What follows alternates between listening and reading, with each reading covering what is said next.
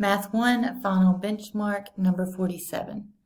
A magazine earns $200,000 in advertising revenue. The advertising revenue decreases by 30% each year. Which statement is true?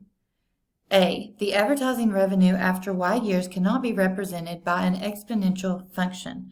All right, so when you see that this says it cannot be represented by an exponential function, when it's increasing or decreasing by percent, then it is exponential. So we're going to rule out A and B.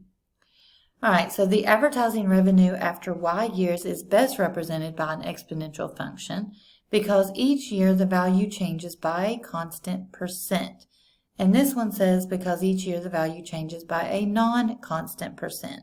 Well, we're going to decrease by 30% each year, so that's going to be a constant percent. So that's a better answer. All right, so the answer to number 47 is C. And that's just a little tricky with the wording, so just pay close attention to the words.